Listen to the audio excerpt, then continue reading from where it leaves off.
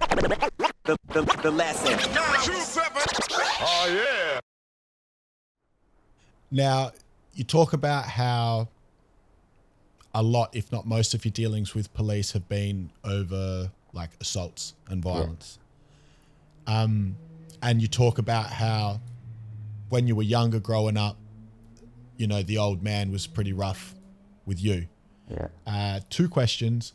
One, do you think that your childhood or your relationship with your dad is the reason why when you got older, you know, you've had a lot of violent tendencies? And do you recall the first time where you had an issue with violence where it did get really out of hand? 100%. It was the way I grew up and the impact my dad had on me. But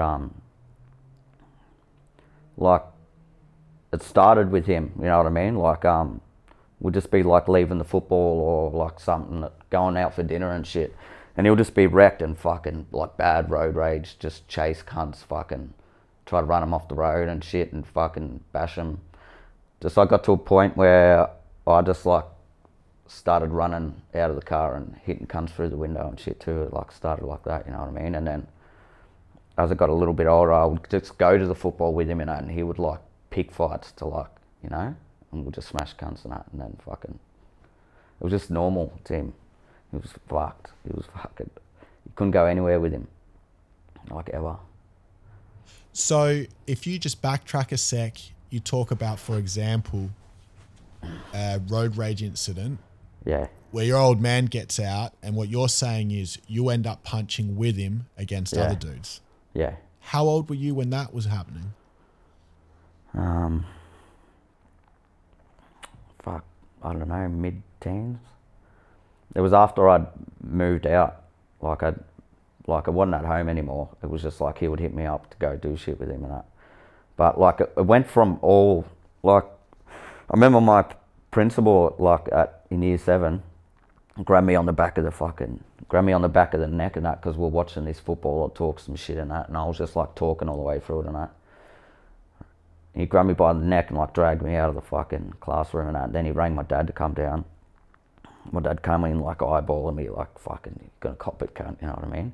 But as soon as I told him that this cunt fucking grabbed me by the neck and that, my dad just fucking reached across the table and like picked him up by the throat and that, strangled him until he went a little purple on that, and then slung him into the corner, and then we left. Like there was just heaps of shit like that. I remember another time we were out camping and my dad was like running a business at the time, just like traffic control cunts and that, and one of the blokes that we're camping with was like, oh, you chop fucking, one of your signs is at like the entrance of someone's campsite and that. Like no biggie, it was just fucking, they took it off the road and that, and like had it like no entry at their thing and that.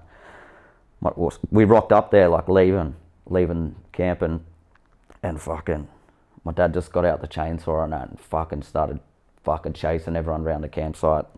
Like the women and children were like jumping in the tinnies and that and like smashing it across the river, like fucking full taking off and that. Like, yeah, it was hectic. Heaps, man. Like there's that many, I couldn't even like fucking keep track of so many like little episodes like that. He always just fucking bad cunt. Out of the ones that you can remember, is the chainsaw one the most hectic one, or is there one that even stands out to you more than that? The chainsaw was pretty hectic, yeah. But there was another one where, I can't remember what happened, but we chased this cunt all around Shep for fucking ages, you know what I mean? And then he ended up pulling up at his house in these ghetto flats and ran in his house, locked his door and that. And my dad just ran up, like smashed the door in, and I didn't go in, we were still in the car, but you could just hear like fucking people screaming and that. He just flogged the cunt, and then he'll just get in the car and like, let's go for dinner and that, like try to act normal and that. Do you know if he had a violent father himself? Like, was your grandpa the same way to him the way that he was to you? Yeah, I'm pretty sure, yeah. I've heard some stories, yeah. Yeah. And then I guess as a father now, because, you know, when we spoke on the phone the other day, I think you said you've got 2 or 3 little ones. I've got 3 now. Yeah. And so now that you're a father, how has those experiences shaped you as a father?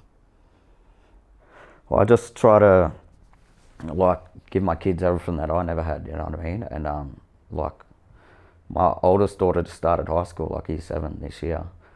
Like she's full going to a private school now, like fucking like expensive and that, but I'll just like do anything to like give them what I didn't have and a better fucking chance at life than what me and my brother and sister had. All the kids, like growing up, all like most fucking of my mates and that, they all got smacked or like, you know, but me and my brother didn't get smacked, we got bashed, you know. Like I remember I fucking lost this gold earring that my dad got me, and fucking I remember being on the floor in the hallway looking for it because me and my brother had been fucking punching on in the hallway, and I lost the earring, so I was there looking for it. He just come in, man, like fucking boot my guts in and that, like to the point I couldn't breathe. I'm pretty sure I had broken ribs and that because fucking I couldn't run after that or nothing. I was like, you know, yeah, fucking I copped mad floggings and that. Hectic floggings. And is the old man someone that you still have a relationship with now? Well, at first, like, I had a lot of hate for him and that, you know what I mean?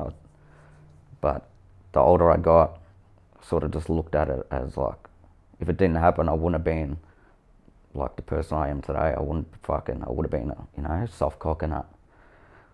Like, fucking, yeah.